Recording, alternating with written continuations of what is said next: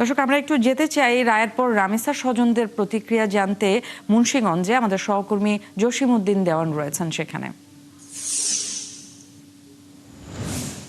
জসিম, একটু জানতে চাই যে রায়ের পর রামিসার স্বজনদের প্রতিক্রিয়া, আপনি সেখানে আছেন, তারা আসলে কি বলছেন, তারা সন্তুষ্ট কিনা, কিংবা তাদের প্রতিক্রিয়াটা কি? যেমনটি বলতে হয় যে মুন্সিগঞ্জের সিরাজদি খান উপজেলার যে শিয়ালদি মোল্লাবাড়ি রামেসার যে গ্রামটি, রামেসার বাড়িটি, সেই বাড়িটি কিন্তু এতদিন শোকে কাতর হয়েছিল। আজকে এই রায় ঘোষণা হওয়ার পরে খানিকটা এখানে খুশি বা আনন্দের একটু বাতাস বয়ে বেড়াচ্ছে। অর্থাৎ এই এলাকার মানুষ, প্রতিবেশী বা রামেসার স্বজনরা কিন্তু একটা স্বস্তির জায়গা ফিরে পেয়েছে। তারপরে কিন্তু তারা এই মামলা থেকে আসলে এই রায়টা দ্রুত কার্যকারিতা চায়।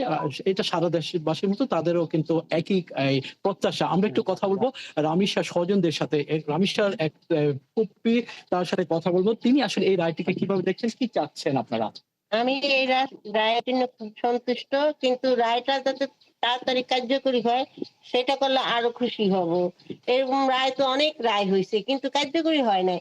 যাতে এটা কার্যকরী হয়, সবাই জানতে পারবে, সবাই ভয় পাবে, নারী রটনে ভয় পাবে, সবার সাথে এরকম নরনারী সবাই তো আতঙ্কের মধ্যে আছি আমরা।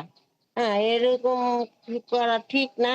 বুঝতে পেরেছি। আমরা একটু আরেকজন স্বজনের সাথে কথা বলবো। তিনি কিভাবে দেখছেন আজকে এই যে রায়টি, এই রায়টি আপনি কিভাবে দেখছেন, এতে আপনারা কতটুকু খুশি আছেন? আমি আসসালামু আলাইকুম। আমি বাংলাদেশের সরকারের কাছে এবং আইনজীবীর কাছে, মন্ত্রী মহোদয়ের কাছে, সবার কাছে আনন্দিত যে আজকে রামিসার ফাঁসির রায় হয়েছে।